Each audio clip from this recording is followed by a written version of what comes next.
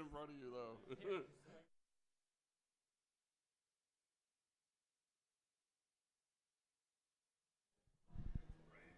Hey, guys.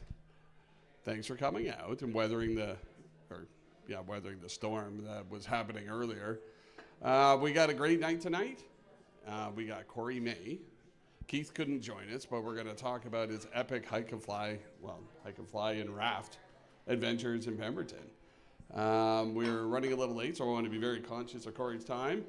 So we'll keep this short, and we'll just introduce Corey and get going.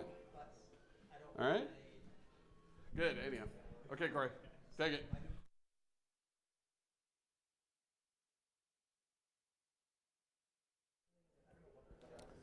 Can you hear me? Okay. Okay, great. Thanks for coming out. This is a presentation on two trips that happened July 1st last year and August 1st last year. These were two trips that were pivotal moments in my paragliding career that changed the way I travel in the backcountry. It made my map a lot bigger, if you know what I mean. Having a boat with you is, I would say, one of the biggest game changers in paragliding that I can think of. Beyond any upgrade in your wing or harness or whatnot, having a boat is like indispensable, and especially in BC where there's no roads. There's no subway to take home, there's no bus. It is your bus. It's effortless. So it's kind of a two-part. The first part is a presentation on the trips we did, and the second part is kind of a how we did it, and how you can do it. Because my whole motivation here is to hopefully motivate people to also use a boat, to use a pack raft, because it's a beautiful way to travel in the backcountry, and there's no reason why you shouldn't use it. There's no real barrier. If you're flying a paraglider, you can paddle a boat. These are class 2, 3 rivers. You're already piloting something way more complicated. So we can go slide number 1. I guess that's the stats of what we did. It was too long in every sense, but it was really enjoyable. Beautiful trip. Next slide.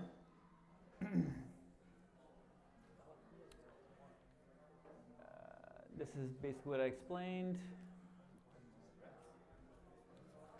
Next slide. There's Keith. Keith lives in Washington. He couldn't make it today. I don't think he would want to drive all the way here. But that's him, and that's me.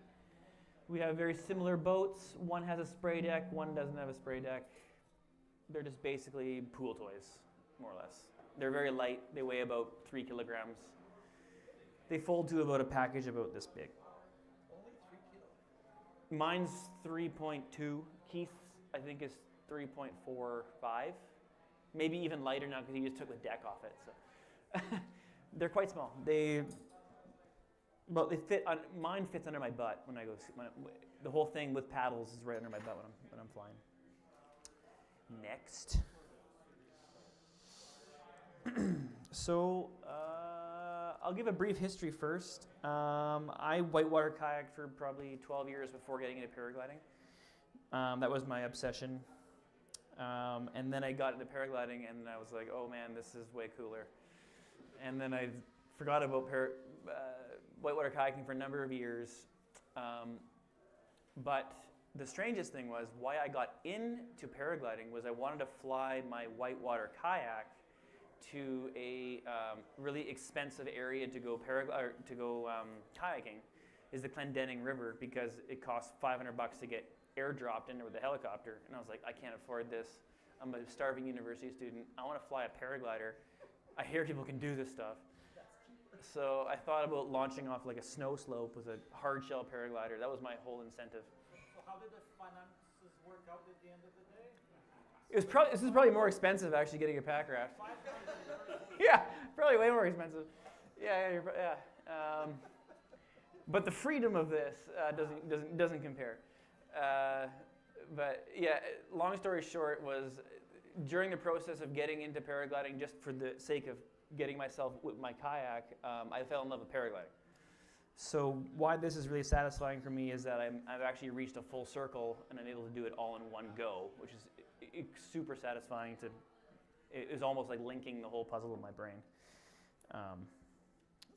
And next slide. Okay, so sorry, I'm just reading off slides notes I took off from the last presentation, so bear with me here. So I met Keith, super impromptu, really fast. Alex Raymond, you guys might know. He said, hey, this guy I know has a pack raft. And I was like, no way. He flies paragliders?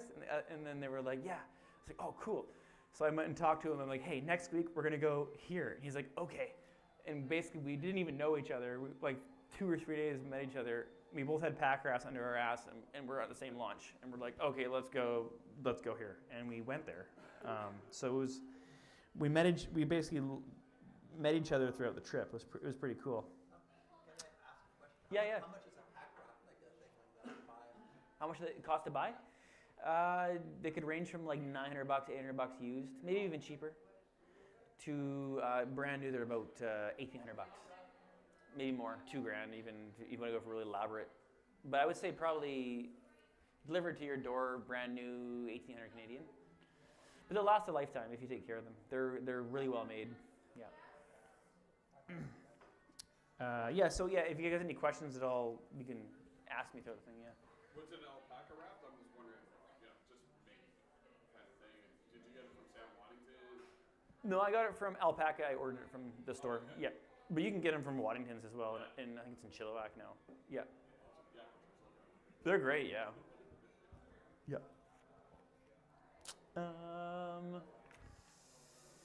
Okay, so the trip. So our first flight was from Pemberton Launch, and we went over top of Mount Sampson, right here. So this is a line that's not often taken in the Pemberton Valley. We were so high that day. We didn't care. We're at almost $4,000. So we took some pretty bold lines, and we just kind of kept the compass bearing and said we're going that way. That's Mount Sheba right here. So, next slide. Okay, sweet. So just an example of, so to get to, right before we landed here, so this is a very popular hiking area. This is Gun Lake right here, or Slim Creek, Mount Sheba, and I forget what's the name of the hiking area. Forget the name. Yes, Warner Pass. This is Warner Pass actually. Down there, there's like Tayax flies in people to this lake here, and they go hiking. This is Warner Pass, goes right through there. So we were super lucky to land there the first day of our flight. And just to give you an idea, like just getting there, we got absolutely our asses handed to us right here. Before it was like plug and play flying, it was so easy, so high. Then we got here, and we think the wind came off the glacier here and was ripping, and we were getting our absolute asses handed to us. We thought we were going to have to land up high somewhere. Keith was 50 meters below me. I'm not kidding you. I was like, this is super easy. I'm just going to ridge soar. And he spent an hour and a half here, literally right there, trying to soar up this face and going backwards half the flight. And I was sitting up there just ridge soaring, like eating popcorn, watching. I was just like, oh my God. And nothing I could do about it. And the difference of 50 meters can make so much difference. I couldn't believe how lucky I got. Nothing to do with pilot skill, just the luck of the draw. Okay, next slide. So modes of travel. We came up with this on our trip here. We had lots of modes. We had repair mode. We had suffer mode, bushwhack mode, Ginch mode. We'll get to that mode. So this was repair mode, and already on the first day, he had a gash like I'm not kidding you, must have been like 1.5 feet on his wing. So play the first video, or it's called Repair 779. And he landed, and I was like, I felt like a good pilot that day. I'm like, I was out climbing the sky, like, who's this guy? Like, you know? And he had 1.5 feet rip in his wing the whole day. So maybe I didn't feel so good after. I was like, holy shit, Keith. Yeah, the whole day he was flying with a big flapper this big, and I was like, oh yeah, I was out climbing, like, oh Good. yeah. I don't think it matters if it's crooked. Oh, I don't mind you cooking this. We all think like that. Oh, recent You need to enhanced. move Yeah, your yeah. hands, yeah.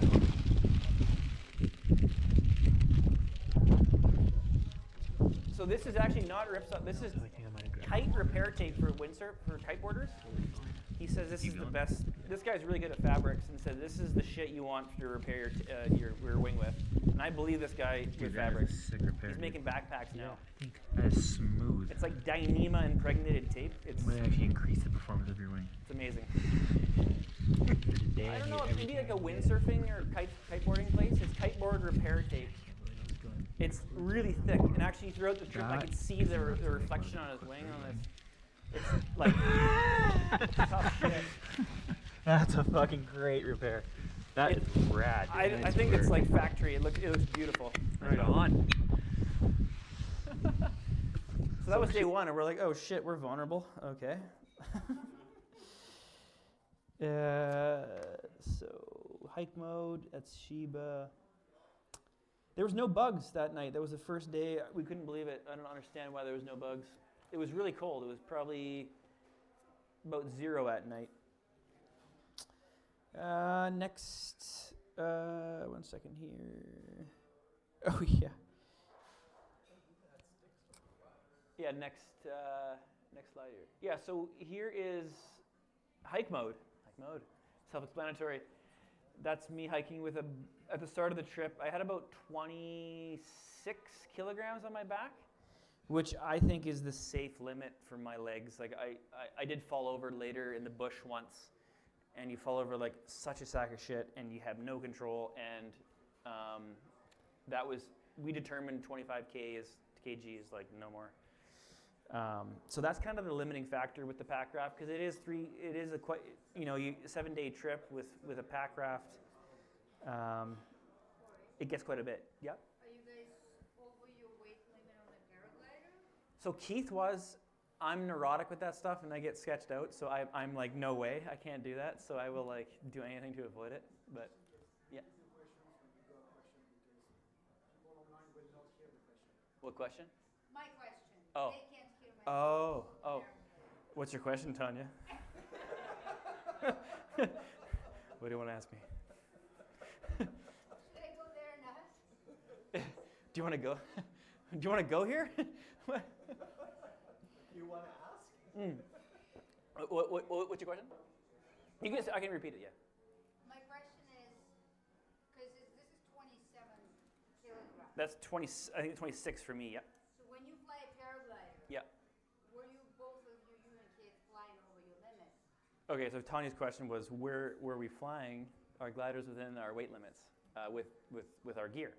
And I was. Keith wasn't.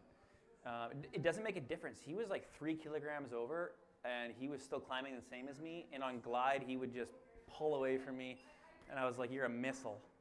And on the radio, I'm like, "Slow down, Keith. I can't keep." I'm like, my blocks are like overlapping.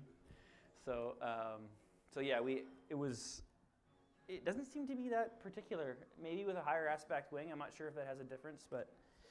I have a question. Yeah. How do you pack everything? Like, what system do you use, or Yeah. because you're in with the backpack there, and so how do you get everything? That's a good question. Your question was, how do we pack stuff? I use a lot of Osprey compression bags. They're these little cubes, and I live by these things. I can like ram. The zippers are so durable. You can like sit on this thing, and it's like, and just get this thing. They're little packing cubes.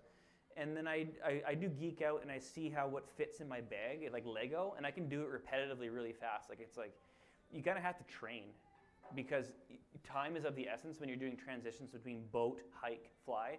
You can't spend 2 hours packing your bag and in your tent in the morning. You're like, you you have to be like go. So you have to know what to do. So at home I practice like where the things go and then having things in like just being aware of where everything is really important. So yeah, and Keith's the same way. He's like fastidious with that stuff. He knows exactly what he's doing. So that's the next slide. Oh my God, that was the most epic day. So we were a little leery of the wind that was on the lake. This is actually John Rossum and James Friesen also know this area very well. This is Chilko Lake, and we didn't have it as good of conditions that day, but this was glass. We came over this horizon and we're like, oh my God, like there's no wind on the lake, and we were at 4,000 meters, so we made some pretty big moves. This day was insane. We got so lucky. So this is. We were envious when we saw you guys did that, because that's what we wanted to do. Yeah. Do a year or two prior. Yeah. You would have that day. That was an amazing leg of flying you guys did. That was. Absolutely dream stuff. I don't know if it gets any better than that. No. Yeah. It was insane. It was like flying a motorized aircraft that day for sure. Where are we here? So here we go. Lake is perfect. We saw Chilko was glassy. We knew it was the day. So we're flying. So if you're to trace back here, we're going straight basically from Mailer Launch. We're almost due north, right, and then a little bit to the west, and we're over top of Chilko. Chilko Lodge is basically right here, and that's our next spot. So next slide. Where are we here? Northwest for sure. Let's give you a little reference point. Here's Miller Launch. There's the Lillooet Bishop Divide, Chilko Lake, and there's Chilko Lodge. So next.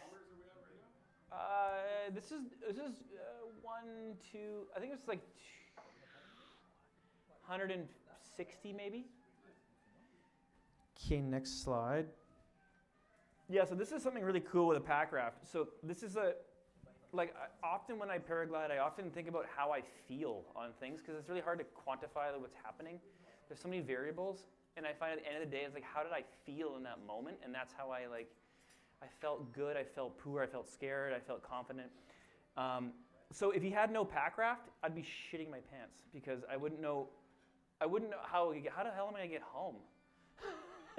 But this is a conveyor belt. So if I had no boat and I landed there, I'd be like, oh my God, how do I get home? But if I landed here, that's a bad landing zone. We didn't land there.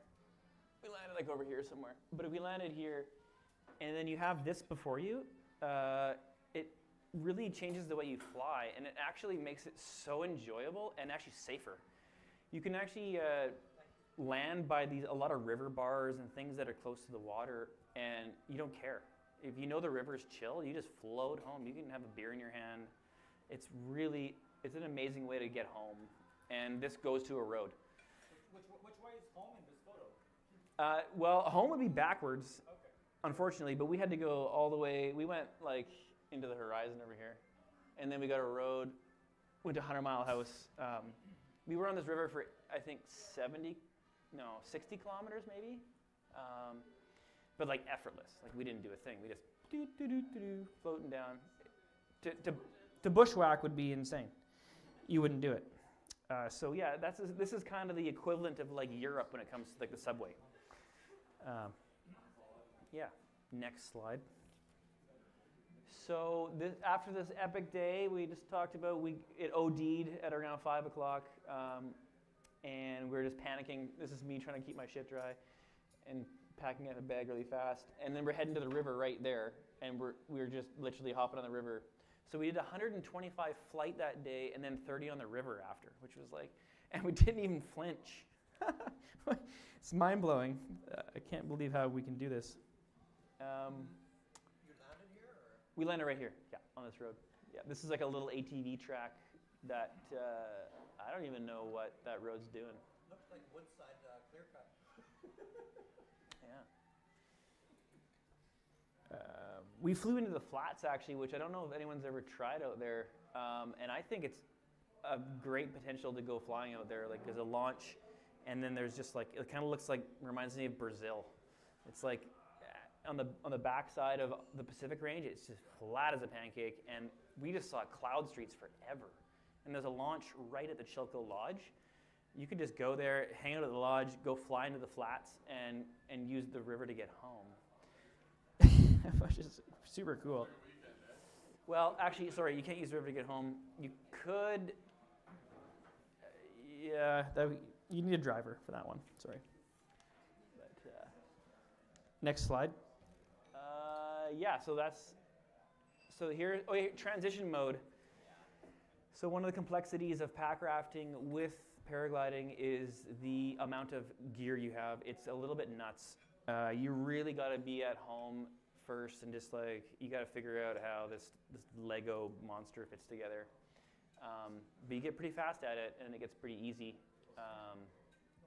But it is a time-consuming process to switch. Average switch takes us about, from landing to actually floating is probably about 45 minutes if you're good. Because there's to pack a wing and fit it in your boat, and you could probably reduce that to like expert speed, and probably you could probably get 30 minutes, 25 minutes. Next slide. That's the start of the wildfire season. That was a massive thunderstorm that night. This is the Chilco down here. There is absolutely zero flat spots to sleep, so we had to hike up to the rim, and we got hammered out with rain. We were very stoked that day. I had a question. What tents do you guys have, and how much do they weigh? Yeah, so the tents that, the question was, what tents do we have? I have a Z-Pax Pleximid. It's a Cuban fiber or Dyneema tent. It weighs 600 grams. And it packs those little it's got a floor too. It's a really nice tent. James has one actually. I think they're great, and they're like a flat little pancake. He has a Black Diamond Solo. I forget the name of it. It's also really light. It's not Dyneema. The only benefit of Dyneema I can see over top of these tents is that maybe they're a bit lighter. They're definitely tougher. They're going to last your lifetime. And in the morning, they don't absorb water. So you just shake them out, and what's gone. His was wet, so he's packing that, a bit wet tent all day. But I mean, minor details. But this tent I've set my tent up probably, I don't know. I probably slept in it like 100 times, and it looks brand new. I don't know about these tents. I couldn't say the same about my other ones. Next slide. Yeah, so this water is electric blue, as you can see, and we're doing nothing, and we're traveling at about 11 kilometers an hour. That was our average speed. We're just hammering. I couldn't believe it. Next slide. Corey, Yeah. Sorry. Yeah, no, you can ask questions the whole way. Yeah. I'm just wondering about how cold the river is. Very. What are you wearing? Oh yeah, if you can go back a slide there, yeah. So the question was, what are we wearing? And it was completely inadequate. Yeah, that's the answer. Yeah, completely inadequate, actually. That's a rain jacket, which is not designed for whitewater. I've actually upgraded my kit this year, and I did a really cool mod. I can explain to you in a minute here, but the gear we're wearing is terrible. It's just a rain jacket, and the water is going up my back and filling up my dry. These are dry pants, so they're like it's a full Gore-Tex pants up to your hips with sewn-in boots, so it's completely waterproof. I'm wearing hiking shoes, the same shoes I hike in. That's a mistake. We learned a lot in this one. Was that, yeah, we had feet problems at the end of the trip, cracking skin, and that was becoming an issue, actually. Because once they're that wet, they don't really ever dry out. So now this year I've upgraded to a Pack Light. It's like a really cool splash jacket made by Kokatat. It's got like neoprene gaskets, and then a neoprene neck gasket, no latex gaskets. And then I use Gore-Tex socks now that are knee high, And then I have splash pants that are made by NRS. They're like super cheapos. And then the idea is that versatility, you want maximum versatility. So when you're hiking in the bush, you're gonna walk through swamps, your feet are gonna get wet, you wanna have Gore-Tex socks on. They work really, they work pretty damn good. So you put the Gore-Tex socks on, you can walk through the muck, and you can take your pants off, right? Because if you have these style of pants on, you're stuck to a pair of pants with booties in it. So you're not gonna wear those, they're not very comfortable. So you wanna take the pants off so you have the waterproof booties to walk around in. And then when you're flying, you want some extra warmth. So you can actually fly in your rain pants, but your booties are off now. And then when you're on the river, you can wear both together. And then the top is as a dry top, like I said there. And then I want a camp pillow, and you need a float. So what I did was I sew in a big pocket on my chest and my back, and then I put my camp pillows on my stomach and my back, which is actually the same flotation, like what's that guy who said Eureka? I don't know. He wouldn't know the difference. You're just displacing, you're still floating. So you have a vest. You have a splash top with custom pockets with a camp pillow on the front and the back, and it works so good because you have a camp pillow, and you have a rain jacket, and you have a paddle jacket. And you can fly in the thing. So it's this kind of you need the versatility. 100%, Yeah. What PDF you had. None. You know what I mean? Yeah. This is a PDF with camp pillows in it, but then we got rid of the PDF, and then we've sewn the pockets. It's less weight and more utility, which is the obsession in this sport because you're limited 25 or you're breaking your legs. So yeah. Next slide. What are we doing here? Oh yeah, so this is Ginch mode. This is a unique mode of travel when you cannot afford the weight of a pair of shorts. So you wear your boxers. So here we landed by the Chilko. We flew into the flats. Chilko Lodge is right here. This is Chilko Lake. We landed right here, and then we flew down the river. And then in the springtime, the rapids are way too high. We could not run this canyon section, which normally you can. So we walked 9 miles around it. And we're just starting to walk, and these people from Vancouver in an air-conditioned cab on an ATV came rocking up, flying down the road beside us. And we're like, what is going on out here? And they were panicking. They were like, we're going to run out of gas. Like, have you seen our friends? And we're like, hey, how's it going? Like, can we get a ride? And they're like, no, man, like, do you know anything about these machines? Like, we have 2 gas bars. Is that enough to make? And they were just like completely off the deep end. And we were like, whoa. Don't bring me back to the city. Like, this is why I came out here. Like, what's going on? And we got a little crazy, but they ended up giving us a ride. We convinced them that 2 bars was enough. We had no idea. We didn't care. We wanted to go 9 miles that way because it was like 30 degrees Celsius, and it was really hard. It was nasty walking. So they gave us a ride, and then sure enough, their buddies came by, and they had fun, and they figured it out. So I think that'd be next slide. So, yeah, they dropped us off here, and then the guy says, "Where are your airplanes?" This was so funny. I said, "They're in our backpack." And the guy goes, "Where's your airplanes? Come on." I said, "They're in our backpack." And he goes, "Oh, for Christ's sakes." And then he walks away. But we couldn't convince them to get out of their air-conditioned cab. They wouldn't get out. I said, this is the rapid here of that movie. There was a movie filmed in like the 90s about Americans who died on the White Mile. There's a mile-long, massive rapid here. And I said, you guys should hike down. It's right in front of it. It's spectacular. They wouldn't get out. So anyways, next slide. So we finished the trip at Alexis Creek. So this is where the Chilko goes past the first civilization. Again, the Chilko, it drains from this massive lake. This is the creek here. Alexis Creek, this is a major highway towards, I forget the name, I think it's 21 or I forget, 15 or, what's that? 20, yeah. Alexis Creek, we got out at this bridge here. and we started hitchhiking because we thought we could make faster progress than going down this very slow stretch of river.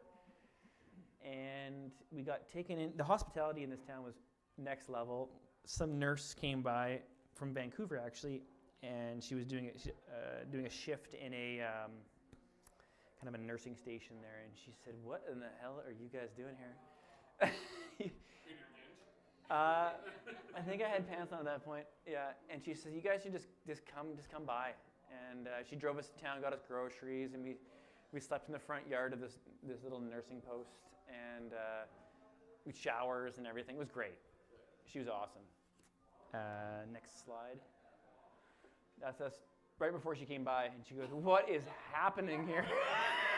I've never seen this shit in my life. It's like like 50 people in this town, and we're like, It's a lot of plastic on the ground. Yeah. Yeah. Next slide. That's their front yard of the place there. It was great. Yeah. Next slide. So we didn't try Ginch mode here. We didn't dare. We're on the road. But we're trying to go to Williams Lake, and that was a really hard hitchhike. Actually, that took us way longer than we thought. And next slide. All right, so we made it to Williams Lake the night before. We actually had to stay in Williams Lake for one night because no one would pick us up. So I couldn't believe it. We're in the edge of town, like two dudes with backpacks on, like, come on. Nobody. All day. Well, not all day, probably from like 12 till dark. And then we had to call this service. It was the only public transport in Williams Lake, and it was this old granny. And she gave us a ride right to this mountain called, I think it was Lime Peak. It's right in front of Clinton. And Alex Raymond gave us his tip. There's a launch up there. And I said, "Granny, drive us there." And she charged us $60. It was the cheapest thing. I think she was locked in like this old price bracket of what rides were worth. And I was like, that is worth way more. She was and we gave her a big tip. She was so lovely. Hey, Keith, did he tell you to go up to, was it Jasmine at the Fire Watch? No, there's no, there's a radio tower up there. Lime Peak? Or above Clinton. Probably right in there. Yeah. Yeah. There might be a fire. Alex is supposed to take me up there because I've got 40 acres, 56 miles. We're Beaver Dam Lake. Oh, okay. So you can see the mountain range right there. Yeah. It's get up to that freaking tower. Yeah, actually, that was, I mean, if you don't mind bushwhacking, that was the most pleasant bushwhack. It wasn't a bushwhack.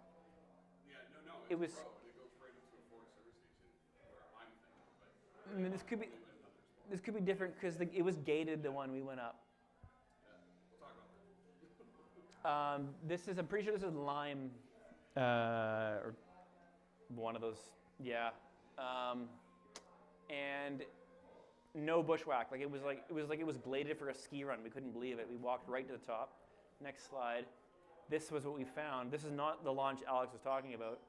We were like, what? This is perfect. It looked like a perfect launch. Like this moss. It was bizarre. So Clinton's right here. Actually, I think Clinton's right in front here. Yeah. And then Fraser Valley is right here. That's the Fraser River through there. Yeah, Keith's like, oh yeah, we're getting out of here. And the cycles were ripping, and it was like 10:30. So we're like, sweet, let's fly. Next slide. Yeah, escaping the flats. So Clinton's quite flat. We were trying to make it back to Pemberton. So we had hitchhiked from 100 Mile up here. Clinton's right here. Lillooet should be somewhere here. And then we probably had the most brutal fight of our lives getting home that day. That was borderline insanity. Let me just check. Brutal. Yeah, here we go. So there was massive fires in Cornwall that day. That was when the big fire started there. So we could not fly this way. We had to go this way. We could see it from the launch. It was like this, it looked like a volcano. It was insane. It was really fresh too, so there was no smoke in the area. You could just see this, like, it just had started, and you could see this. It was really cool to see. Next slide. Oh, cool. Okay. So we had made it all the way back. Basically, we thought we were going to make it back to Pemby that day, but we did not, and we only made it to Carpenter Lake. And we slept around, somewhere around here we landed. This is basically Carpenter Lake is right here. Lillooet is right up in here. This is the, what's it called? Yalakum Valley. And then that flight was like 1 step forward, 3 steps back. It was about 25K headwind. We couldn't land anywhere up high. It was so windy. There was no alpine. There's burnt sticks everywhere. There's nowhere to land except for the valley bottom, and we didn't want to do that. And then we finally found this small pocket of alpine, and we're like, just put her down there, and we went right and landed here. We were exhausted. Next slide. Yeah, so that flight, we landed here. That was the last photo. It was quite of a short flight, but very windy. So here's Clinton. We touched the side of Lillooet. We just about bombed out there. We got super low. Up the bridge. This is Bridge Valley. Bridge should be right. That's Bridge. Nope, Bridge is right here. We went up the Yalakum Valley here. We camped right there. And then our second flight home was a massive one from there all the way to, next slide. Yes, now this was the glory shot. Play the video of 849. Electo.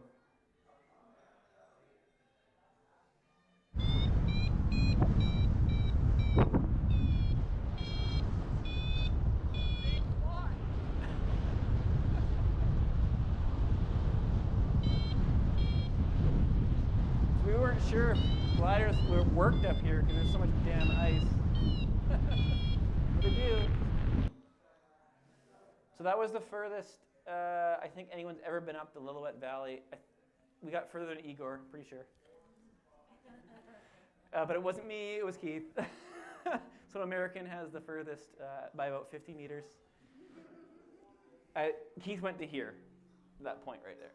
I went to about there and crapped my pants. Because there was no thermals, like it was completely shut off above the ice. And then I had a glide ratio back to the only landing. I was being responsible. I'm like, dude, it's like a 7-to-1, and I'm like, got no lift. He's like, oh, we're fine, and I'm like, bullshit. I'm going back. Like, 7-to-1 is nah, it's okay. And he was like, oh, dude, we gotta keep going. I'm like, nope. So I turned back. But he's also 9 years younger than me and has a lot more. I've lost a bit of that. I'm staring at 7.1 to 1. 7 point, no, we're going back. And then next slide. That's elect. Yeah, that's the furthest we got. Actually, if you poke over top of it, that's the Bishop River. And it looks absolutely amazing for flying. Like, it looks totally good. It's just getting home there's no raft home at that point. You're going towards the ocean. This ends up in, that would be Bishop, that goes to Hamathco. So if you put it in here, you end up in the Butte Inlet. Next slide. So Keith landed here. We had a technical problem here. Keith landed in the most beautiful place ever. Amazing landing. I landed on top of this mountain because his radio died and I lost him where he went. And I wanted to land high because I wanted to make sure I was above him so I could glide down to him and land. And he was super sorry his radio died because he was like frolicking around, just basking, and I had to hike down like 1,000 meters. And then we started bushwhacking after that. Was that a bit sketch with the rocks there? There's a lot of No, actually, this is probably the worst representation of this landing. It was like it was dreamy. It was huge, and no mosquitoes because there was 1,000 grasshoppers, and this is at 1,000 meters up by the glaciers. We couldn't believe these grasshoppers, like just like swarms of them, and no bugs. So I think they were munching them all. We landed up high because the lake below us here looks extremely windy, and that's the headwaters of the Lillooet. So next slide, that's the money shot. That's the best. That's the Lillooet Glacier. Alecto would be like, I think like up back in there, and then that's Lillooet River coming down there. And we're happy now, but we bushwhacked down. We thought it'd be easy, and that was absolutely heinous. Next slide. No, it was too windy. We were scared. It's a tight valley. And one thing that Keith and I learned on this trip is that silty lakes, especially shallow, that lake's called Silt Lake, but silty lakes that are shallow don't represent the wind very well. So we couldn't tell. We're like, it looks calm. And Keith's like, I'm going to go for it. I'm like, I don't know, man. Like, I want to land high. And Keith's like, yeah, maybe you're right. Because in the ocean, you can tell, like, the wind has enough fetch to get these things going. But these small little pocket lakes, like, not a good idea. And then later when we heard bushwhacking down, the alders were, like, bent over. And we're like, thank God we didn't do that. So don't trust small alpine lakes. Especially silty. Yeah. I have a question. So you mentioned his radio died. Mm-hmm. So I am curious. Well, first of all, I kind of lost track how many days you were. Me too. Yeah. Each camp is a night. Sorry. Yeah. 5 days. That one's yeah. So how are you charging your radios? No. Do you have a phone connection? Do you have 2 radio batteries? So the question was, do we have 2 radio batteries and are we charging them? We have solar panels, so we have like a small solar panel. I find it never keeps up, so you're always losing. So right now I'm developing, I'm sewing this thing. It's a solar hat. You think it's funny. You think it's funny, but you need to be constantly charging. Like, these solar panels suck. And we are like, so I'm sewing a solar panel on my hat. It's gonna look, you'll see it. It's gonna look ridiculous, but that's what it comes down to. Yeah. So it's like you need to be always sucking juice. And yeah. So were you preserving your radio battery? No, because I knew mine would last. I work at the radio, and I know how long mine works. Like I'm quite confident how long my radio works for. Keith wasn't aware of it, and then his crapped out at like the worst time. Which radios did you guys use? I use a ICOM V86, and then Keith uses a Yaesu. Okay. It's a nice one. Yeah. But they're heavy. Yeah, that one. Next slide. Here we go. This was fucked. This was the worst. I've bushwhacked a lot in my life. I work in forestry. I usually have a chainsaw in my hand, but this was insane. We bonked. I bonked because I had 1,000 meters to get down to him. I bonked like at the bottom, and I was like, I need a granola bar. Like, he needed to help me, man. I'm like, I'm fucked. And it was like midnight. So that photo in the meadows you saw up there, that was the landing, and this is us that was like 5 o'clock, and it took us till 1 in the morning to get to the lake below us. I never had anxiety before bushwhacking, but I got anxious. Yeah, I didn't think we were gonna make it. And then at 1 a.m., Keith goes, "Oh, we're at the lake." He literally walked into the lake. He had no idea. I was like, "Oh, sweet." I was like, "Fuck yes!"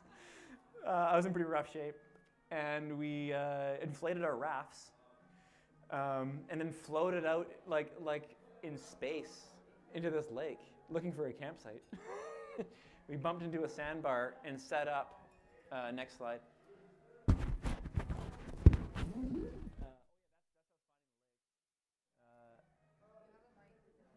Oh yeah, right. Yeah, and then next slide. and that's where we ended up, and that felt fantastic. That was the headwaters of the Lillooet. Next slide. All right. So we paddled 90, I think it was 90K, 89 or 90K that day, right back to Pemberton. So we did the whole river. Well, to Pemberton. It goes to the lake. So we can, you can play video 853. Oh, bushwhack.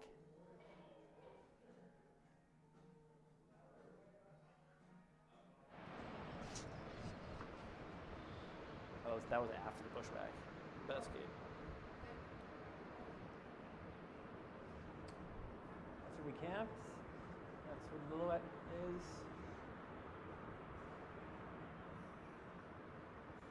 I'd been there the year before. Previously, I flew up there solo and paddled it down myself.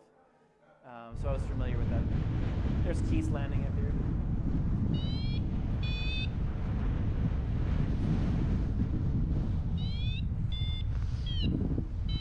It was quite windy.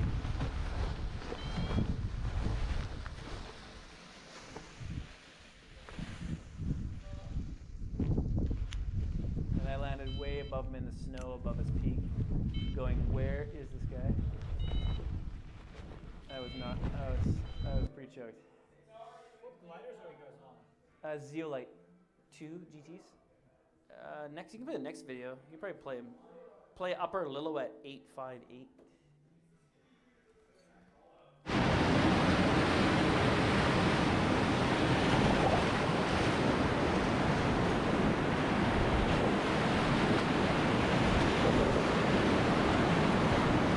So Keith's actually been an honest paddler, and I was really impressed. It's natural. Good. This looks, so when you have silty water, it often looks a little more rowdier than it is, but it's not. It's a common phenomenon in whitewater. People think it's harder, but it's got an evil look to it. Yeah, that's actually not that bad. So would you say 90 kilometers of that? That was 19. No. That was only.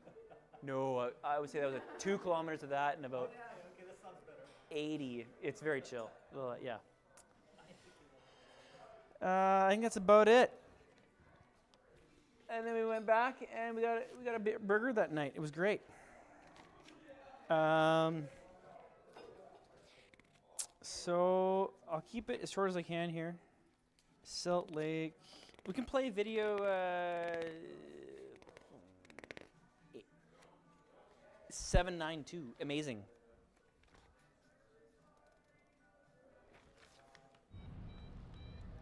Yes, this was great. So the coolest part about most of the trip is we were flying like tip to tip all day. So the perspective is just so cool. It really changes everything.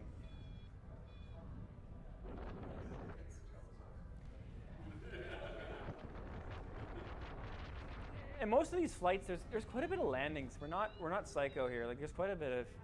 It doesn't feel. I didn't feel unsafe the whole flight.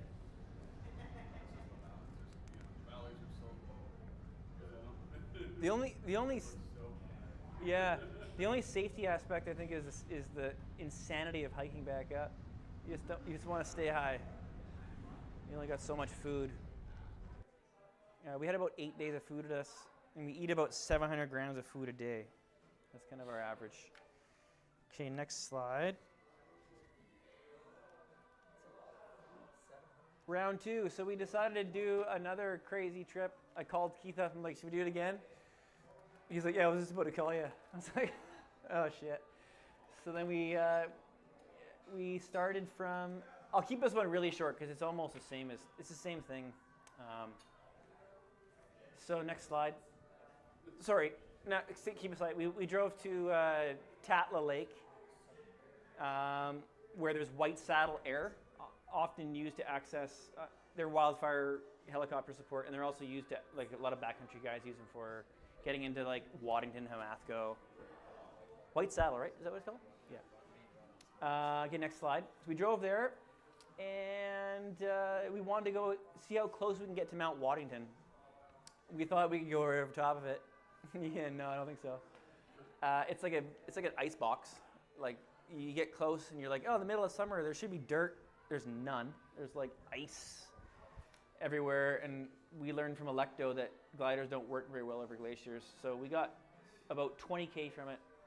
I think we got to about next slide. Yeah, we got end of this guy, and that's Waddington right there. We're about 20K from it, 21K, I think, maybe a bit more. And we were scared. Yeah, there's no way I wanted to go any further. Over top of this, it's just like ice everywhere. I don't even know how a glider would work. But there's a Cumi over top of Waddington, so we're like, it goes, but like the commitment factor is just insane. We didn't have it. Next slide. So what we learned a lot on that trip was these fjords, like they chug. They suck a lot of air in, and it's a game between hiding behind what feature to get protection from the, it's a big funnel. And it's sucking, it's drawing through all these little crevices, and we got to figure out which one can we hide behind, because once you get exposed to this west wind that comes sucking through these fjords, you're useless. So on this day, for example, we were, this is our push to Waddington. Waddington's right here, right there actually. We got as close as we dared, came back. This is Nirvana Pass. And we came back here. I got extremely low lee side here. That was really scary for me. I thought I was bombing out in the middle of nowhere. Keith was cheering me on. I climbed out with him, and the day was pretty cruisy, and we thought we were going to go all the way to Bella Bella that day. And all it took was one crossing where we got hammered by this wind that came chugging right through, and we got exposed to it, and we were on the ground within about 5 minutes. So the day went from like, oh yeah, we got this, to like, what the hell just happened? And you can maybe tell from these clouds. Yeah. But there are a lot of landings, so it was safe still. Next slide. That was absolutely gorgeous place to camp. This is Keith's quote, which I think is very true. Yeah, you get about 2 days to get in, and then you get about the rest to get out. This is a nice little lake with a great shower there. This is about halfway between White Saddle and Bella Bella, in the kind of middle of nowhere. You can play Nowhere Launch.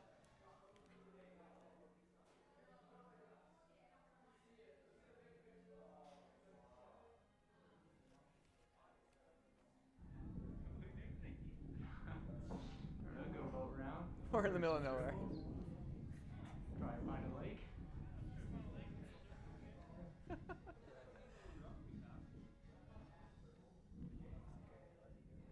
Cycles were pretty strong here, and this was like 10:30 in the morning. Pretty steep slope. That was the lake we camped right down there in the morning. Oh yeah, you're committed. That's only 300 meters actually. That's not very high.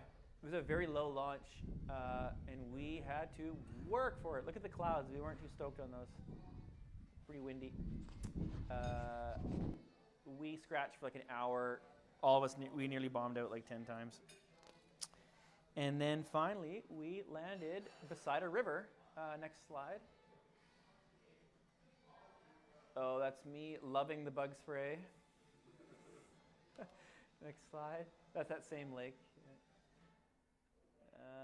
That's the launch.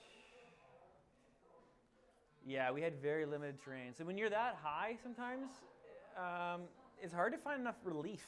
We found you get pretty shallow launches.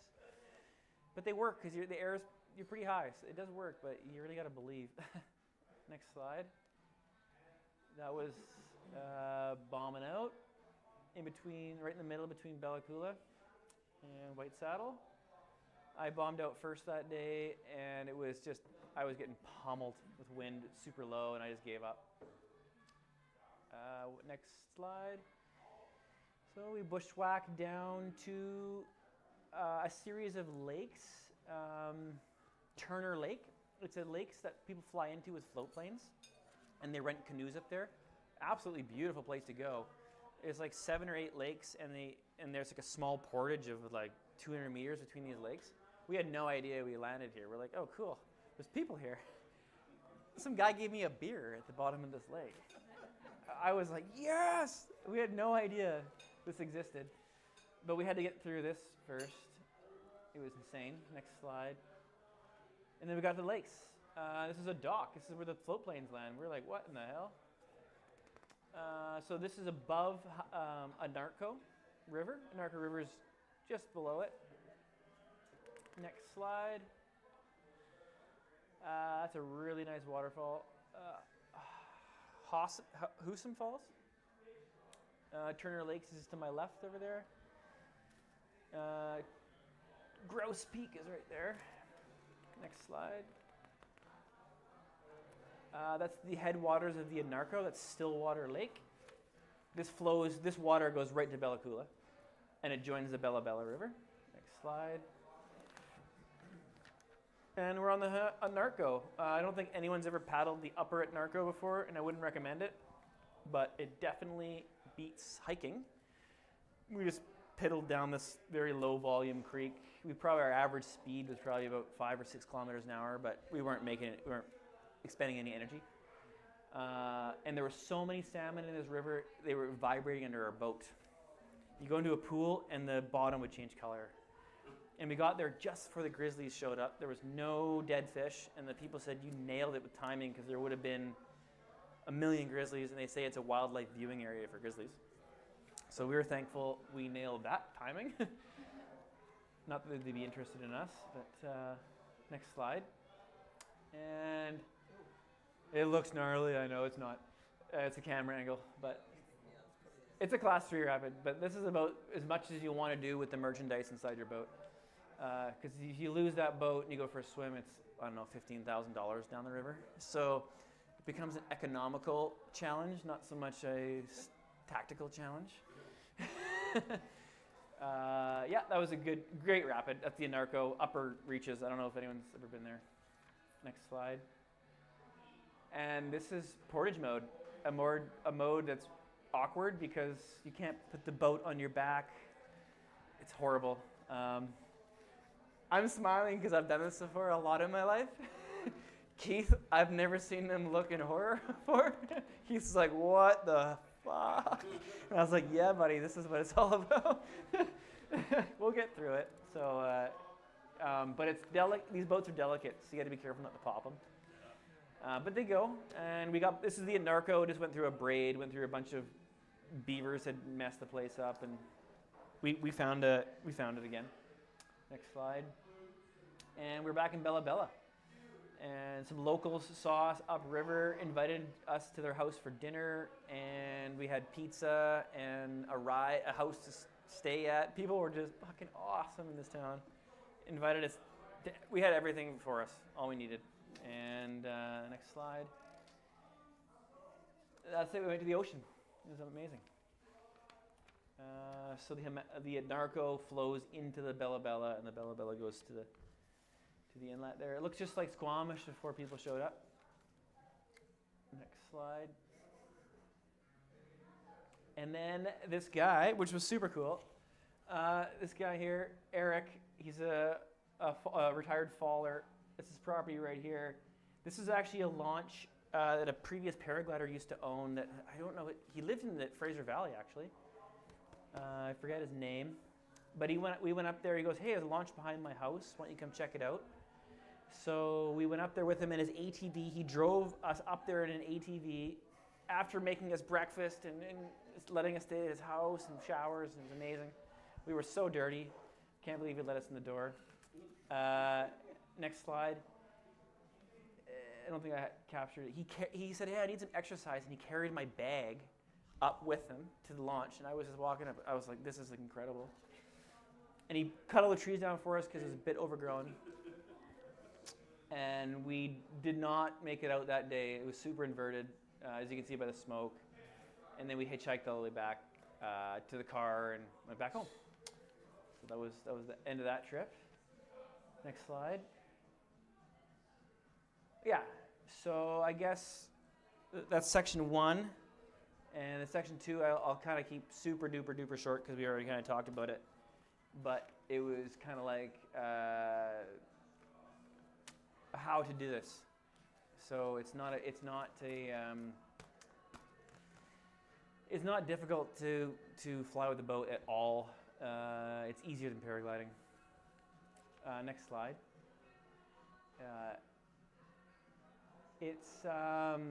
Next slide.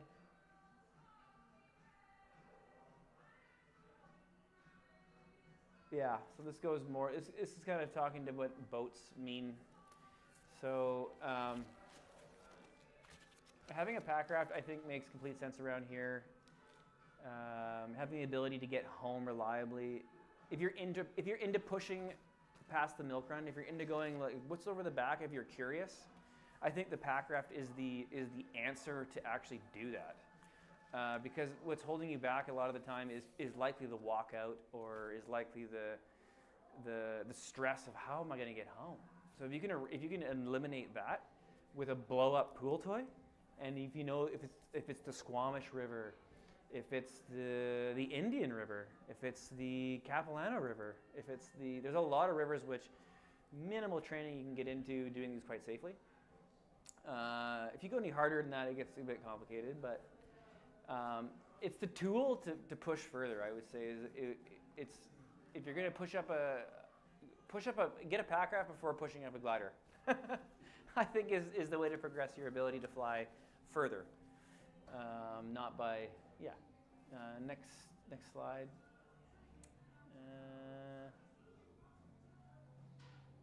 This is stuff that most of us know about.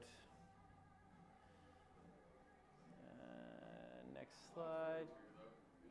Yeah. Yeah. Team flying, that was a big thing that makes a huge difference.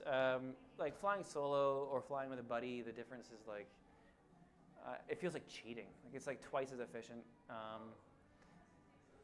Like you feel like a superhero when you're with your buddy. You're like, oh my God, this day is so easy because he found half the climbs. Like, oh, sweet. Takes the workload off, you're relaxed. Like for example, sometimes I would get beat up and I'd be like, I just want to follow someone, I'd follow Keith. And then he'd get beat up and he'd be like, can I just follow you? Sure, we say on the radio, man, I just want to be autopilot. But you get tired, so you can really pass the onus to someone else, and it takes a lot of stress off, especially for big trips like this. Like you want to have a buddy. Not to say going solo isn't cool too, but yeah, it's pretty handy. Don't let the radio die. Keith put that one in. Next. You guys have satellite? We did, yeah. The transponders? We actually communicated after that when our radios died. He's like, I landed up here, and I was like, okay. So we're kind of talking about this right now. Why pack rafting? Next slide.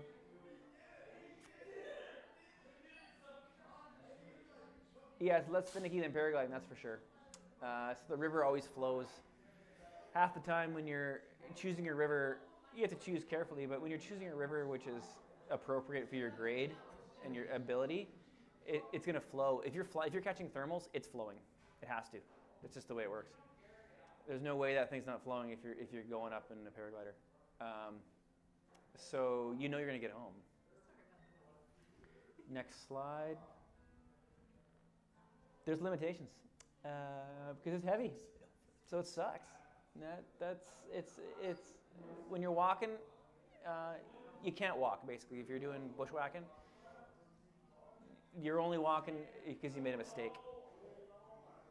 You should be landing beside a river or on top of a mountain, and if you can't do that, well, maybe you didn't make a mistake. Maybe the conditions weren't right, and you chose to play it safe, but you shouldn't be walking with the shit on your back. Next slide. Fly-acking, the art. It's all about the positioning, as I was saying, like about landing high or landing at the bottom. It changes the way you fly. It changes the way you look at a map. So once you put a boat in, you're like, okay, I have 2 days off work. Okay, so if I go up this drainage and I don't make it home, well, tomorrow I can just float home, and I know I'm going to be home for work. So you can it kind of changes the way you can plan things, and it changes the way you can, because the river is going to flow. You can very predictably make it home. It travels at 10 kilometers an hour. It's 80 long. It's going to take us all day. I'm going to make it back to my car.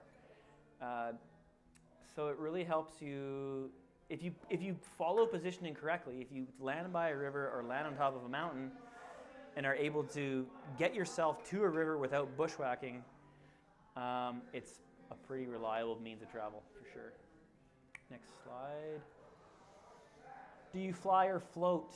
And that's a question often that we ask ourselves in the air when we're flying. Like, do we fly or float? Like, what's our objective right now? Like, do we try to push and go over top of this drainage and then jeopardize our chances of landing by a river to get to the next one? So that's kind of that's the art of it, and that's quite tricky actually. And that's something I'm trying to develop with Keith, is making these on-fly decisions in the air. Going, okay, do we this is a 30K push. It's getting weak. Do we just take the river and then take 2 days longer, or do we just go for the gusto and send it? So it's tricky, and I think there's not much on that. That's an art. It's quite cool because it's like you're like juggling these massive forces, thermal, river in your hand. It's almost like you feel like God. It's pretty cool. It's a very powerful feeling, but then you get thwarted pretty easy too. Yeah, it's pretty cool. It's unreal. Next slide.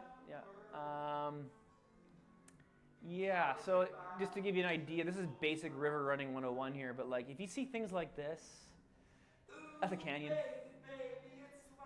Sorry, that's not a canyon. That's a canyon. Like these are features like this where you see chokes in the river, likely are canyons. You see, so you got to be realistic when you're reading a river. You can't go over 4% of a river. If you look at average gradients, that's like really high. You're looking for like 1 to 2% average gradient with wide open areas like the Pemberton, the Lillooet, Squamish, Pitt, Stave. There's rivers you can that do it safely, and Narco. But yeah, you got to learn how to like read a map and basically simple math, but you can average gradients. I would say you're looking at 1 to 2%. Next slide. That's a great resource if you want to learn about whitewater, get into it, get into clubs, talk to people. Huge network of people in Vancouver here to learn how to paddle. They go down the Capilano flows all the time. It's super beginner. It's so much fun. Just learning how to paddle a river and catch eddies and use that energy is a really satisfying experience. It's a great way to travel. Next slide. That is, don't know where we're on the bridge. A bridge near Bella Coola. Next slide.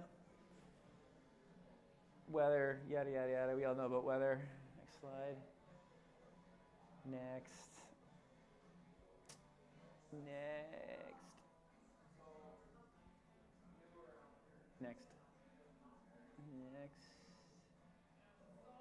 Gear mania. Constant tinkering. I swear, I bought a hand. I can't sew at all, but I bought a Speedy Stitcher. It's like a little hand awl. And I've been driving myself nuts because how slow it is, but I'm doing these modifications. You always are like tinkering on things, and the gear has to work because like every ounce counts and everything has to have two purposes. And you got to think in this really weird way of like, it's got to work for a boat, it's got to work for a kayak.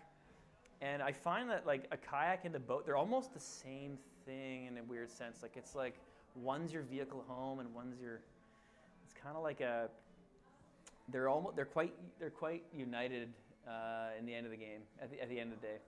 So everything has to think about both. Besides the wing, everything is double purpose. Like a rain jacket for a paddling jacket, pillows. I don't bring a sleeping bag. I sleep in a duvet cover basically with my wing inside. That has nothing to do with paddling, but it makes it lighter. Like there's a bunch of, I have a hiking pole, like my paddle shaft for hiking. I welded up a little tip that I slot into the end of my paddle. So now I don't take hiking poles. I just take the shaft of my paddle. There's a bunch of weird. I should have brought some of my stuff. Show and tell. It's a bunch of weird things where you're like, but then you add it all up and you're like, whoa! I just saved like so much volume and size, and then it becomes possible. These things are really easy to make. You just got to think of them. You got to be weird enough to think of these things. Your kit weighed with 8, because you said you had 8 days of food. 25 kilograms. That's a lot. I'm only 65 or 70, sorry. Well, it could be more. Yeah, the total kit weighs, I would say, 8 days, 25, yeah. I could probably get it to 24, yeah. But, like, I'd like to incorporate hunting on the trip. I have a really ultralight rifle, which weighs like 400 grams. So I could shoot, like, we saw so many grouse. It's a 22 WMR, it's a carbon fiber rifle. Yeah, and we saw so many grouse. Like, so many grouse. I could have killed 10 grouse in that trip.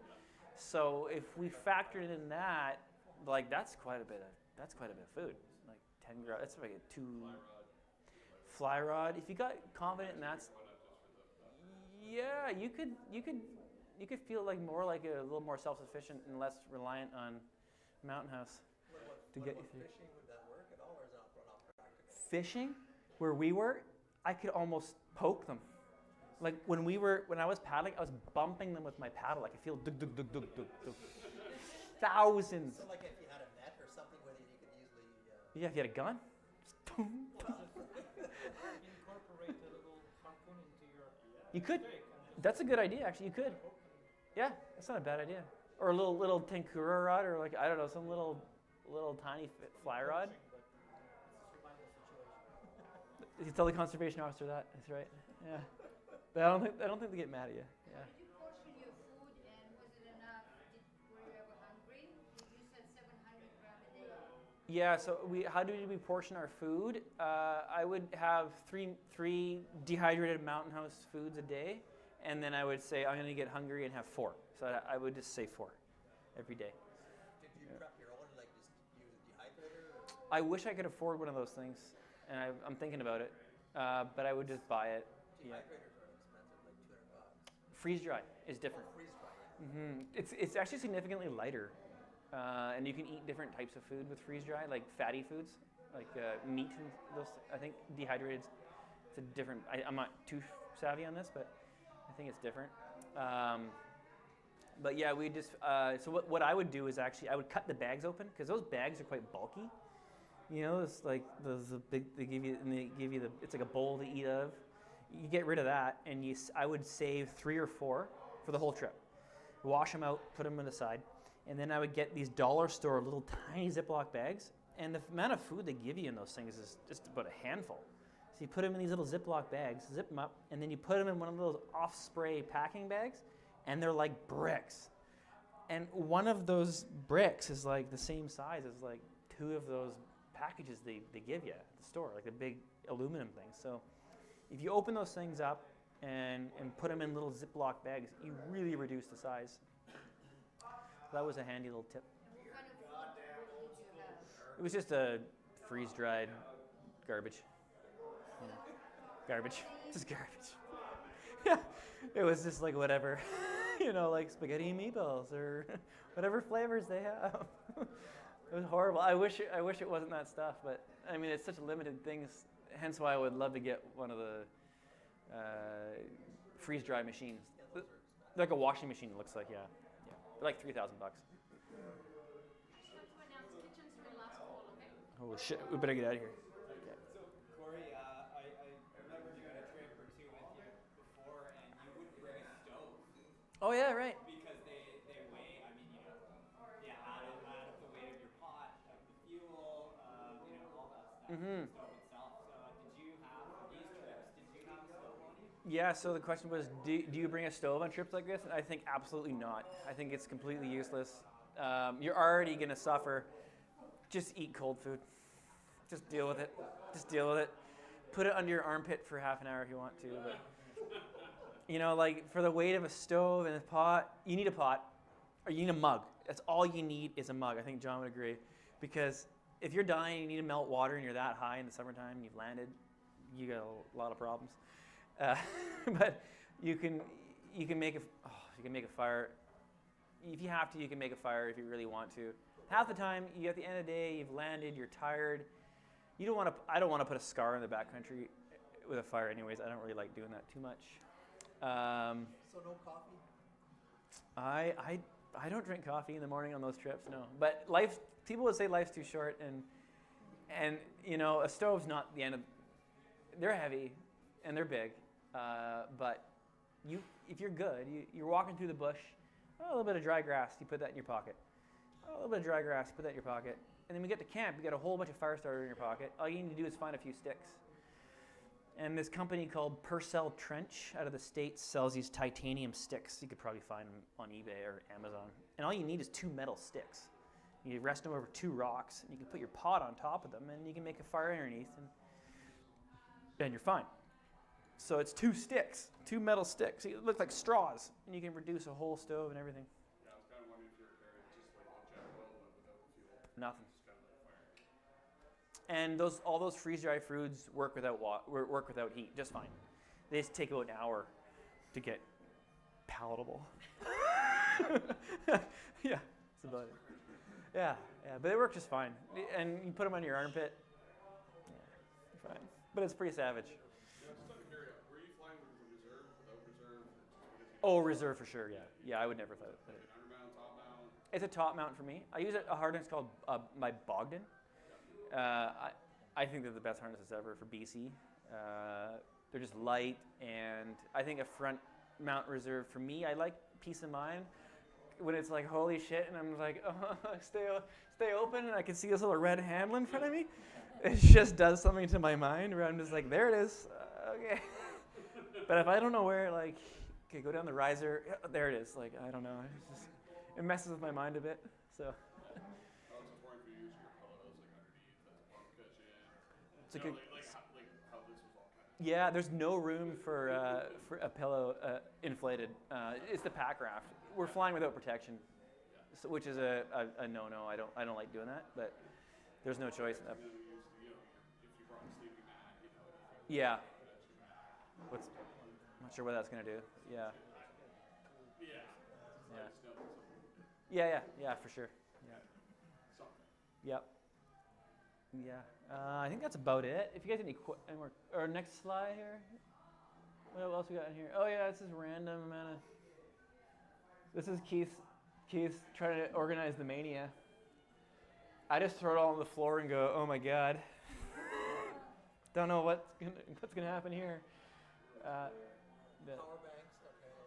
Power is an issue because I fly with a cell phone and a Vario. I fly with 2. I actually fly 3 instruments. I'm like, give me as much bloody help as I can in this sport because I can't see this shit. And I'll eat a whole cell phone, 100% to 0 in a day. So I go through 1 power bank a day. So I actually have a lot of weight with energy, hence the hat. It's gonna look ridiculous. It's the samurai helmet. It's coming. I'm gonna make an online shop for all this random shit that no one's gonna buy except for some random dude like me. They're like, this is the weirdest shit 2 people will buy the random shit. Like, why would you? Oh, okay. If you're doing that, when would I ever do that? Yeah. So did you have sleeping bags, or you No sleeping bag. using the paraglider? So I've developed this product called the Mayway Duvet. I'm sure I'm not the original, but I'm sure someone's thought of this before. Put dirty laundry inside of a sack, and it looks like it's basically you put your paraglider inside of a duvet cover, but don't stack it this way. Stack the ribs this way, so it doesn't open on you. And it's bloody warm. I've slept India at 4,000 meters many nights, -5 with down jacket on. It's hot. This thing is warm. But you do have a thermos. Oh yeah. I'm on an animal. Close. Does it make a sound when you move the paraglider? Yeah, it does. yeah, it does. It does make a sound. Just like when you're packing it, same sound. It's horrible. Well, I guess you're too tired. No, I sleep with earplugs in. Yeah. Always. But I was wondering if it like keeps waking you up every time you move. it probably does. I sleep like shit half the time. Yeah. Probably does. Who sleeps well on a thermarest with a paraglider on top of them? Nobody. I don't think anyone does. Yeah. No, it's a problem. Sleep deprivation becomes a problem. You feel like you're drunk after 7 days. Yeah, you get a little fucked up. Yeah. What kind of do they cover? Like really lightweight? So I sewed my own up. It's I didn't sew my own. I had someone sew it for me. My God. It's a silk liner, Western Mountaineering silk liner that I've cut opened up, and then the top is paragliding fabric, sprayed with silicone to keep it waterproof. Because when you're sleeping, and the things on top of you, the edges touch the side of the tent, so the top surface touches the side, so it's waterproof. So there's the water beads off it. And then there's this little hope in hell that it's breathable, and I put some mesh in the middle of the duvet. Just as like, maybe some vapor will come out of there. Probably not. Oh, Keith. Keith sleep? I don't know how that guy sleeps. I look in his tent, and I'm like, dude, what are you doing in there? He's got his concertina bag on him. I don't understand. That is a new level of tough man. That guy can sleep on stones. Yeah. It's like it's the concertina bag opened with the wings still. I'm like, dude, I don't know how you do that. It's like it looks ridiculous. But he's like, I slept so well last night. I was like, man, I tried my hardest. I had multiple people sew this thing up. I was thinking about this for weeks, and you just bought a concertina bag and just fell asleep. Like, yeah, that guy is incredible. I don't know how he did it, but he's tough. That guy is meant for outdoors. I think there's maybe one more slide here. Here's the master at the work. This guy, Keith Nimbus Bags, he's coming out with a company right now. This guy's really talented with sewing. He specializes in Dyneema stuff.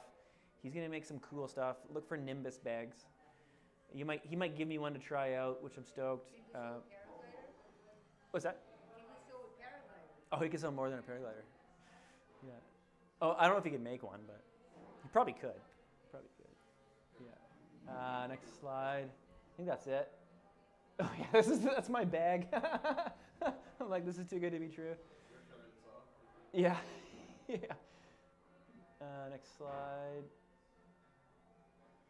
Next slide. That's it, I'm pretty sure. Oh shit, you asked. This is actually not from the trip. This is a local flight. That's Ice Maker Mountain, and this is with James. Actually, James was there on that day. That's Keith. That's me and Keith took the photo. This is right by Squamish. Clendenning is like over here. Jervis Inlet's right over top here. And next slide. Yeah. What's the literage in your bag? 90. 90, okay. That's it. Actually, it's 80. It's 80, yeah. If you pack like a maniac and you get it like Lego, you can get it like dense. It's like you touch it, you're like, doof, like, oh my god, like it's like hard. Like it's good. But you really gotta train the packing. You can't expect to go out there and land and be like, okay, we gotta put it in the bag. It's actually that pack is smaller than most people's packs. You'd see it like going up the Pemberton in the back. I was just looking at the picture of the guy with it on his back. I'm small. So next slide. How tight do you fold the wing? Tight as you can get it. Seriously, like it's horrible for the thing. Pre-pack. Oh, I think it's beyond a factory. I mean, we're trying to get it to look nice, but I mean, I put my harness. So the Bogdan harness is amazing because it's so small. In the Gin Concertina compress bags, I get my wing and the Bogdan harness, and it folds into one sandwich. It folds inside that bag. So the harness and bag are in one Gin Concertina bag. But I wouldn't say it's good for the wing. Probably screwing.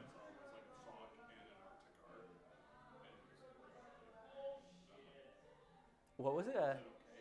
Yeah.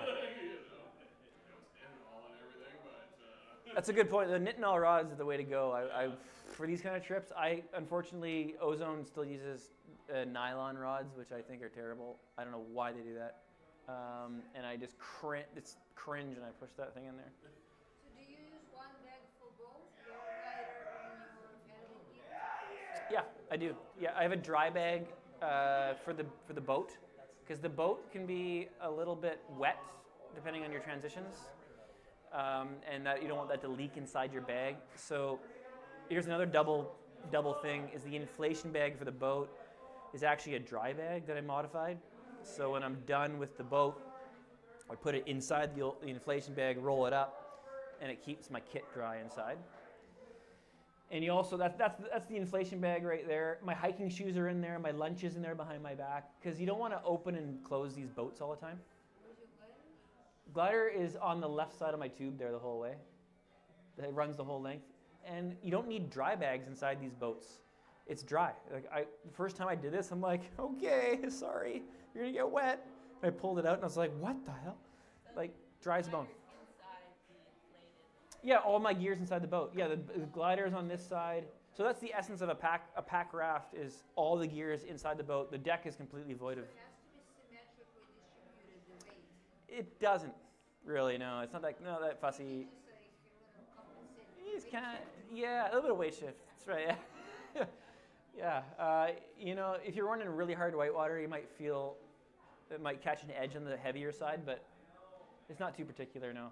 I have most of the gear I like on the back. I like a light bow, so the bow will come up over waves. So most of it's in the back.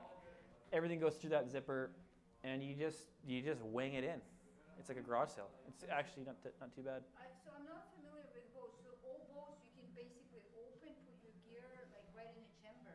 So they're not, no. So there's two styles. One's like a dinghy. That'd be like an inflatable boat that has, you could go like your Walmart edition, or even Alpaca sells them without the T-zip on the back.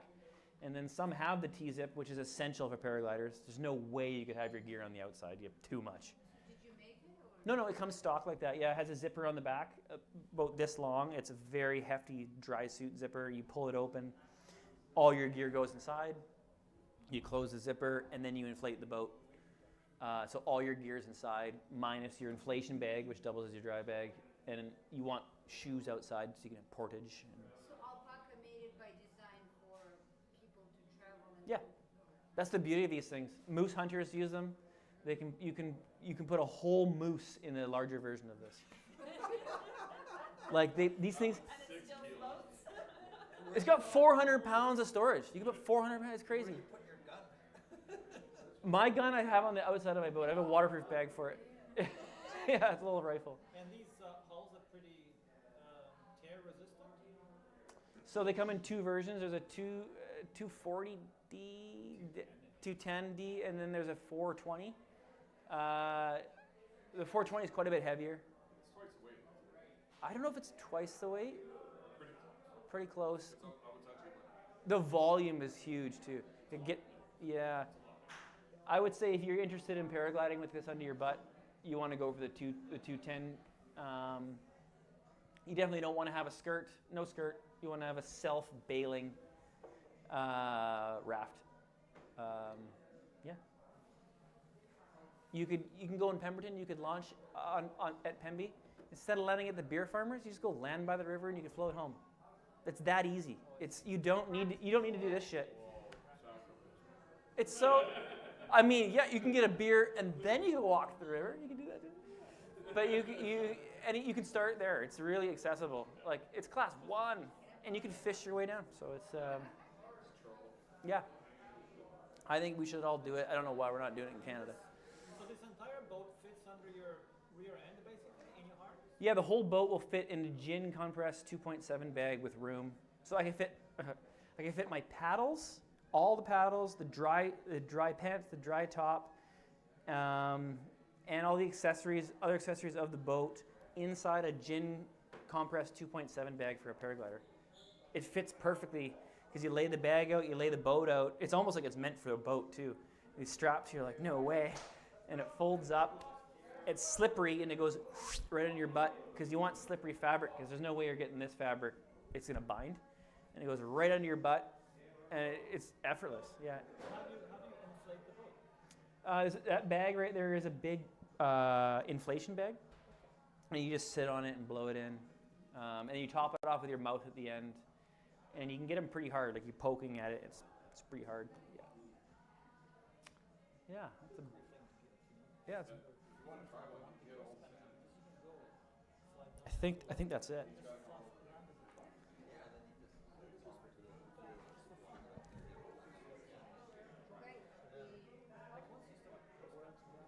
Oh, we're done? I think so. Hope you learned something. A little more shoot from the hip than the other one, but. Well, no, I really appreciate you actually making the drive out here. Awesome information. I don't imagine anything else. And we have the packing list, right? So we could actually post the packing list. Because I know a lot of people have been asking me about the packing list. Packing list. Yeah, what you guys brought with you. Oh, no way. I can. I don't know if Keith's is that accurate. But there. I'm not looking for a diagram. It was just more like Yeah, we could. fit it all into 80. No. Yeah, we could do something like that. Yeah, because Keith's, I think, was a little bit like just an example there, but we could make. Right. It's a lot of stuff. It's it's a lot of things, like a little micro things. If we laid them all on the floor, it'd probably be like 300 items. Like there's so much crap. It's so gear intensive. It's annoying. Yeah, but once you get it, you know it. It's like a trick. Yeah. But yeah, no, it's just sounds like it's just so much volume. Yeah, I'm still having a hard time wrapping my head around that. Yeah, I bet it is. Well, the Dima tent alone is not cheap. No. You know what I mean? And so fuel. Anyhow, yeah. So I guess we'll sign off, and thank you everyone for coming out. But we will have more information on Corey's trip, and if you want the packing list, we'll get a hold of that. What was in the bag and the leader of the bag and whatnot. And that's it. Thanks for coming out. I appreciate it. And we'll see you next time.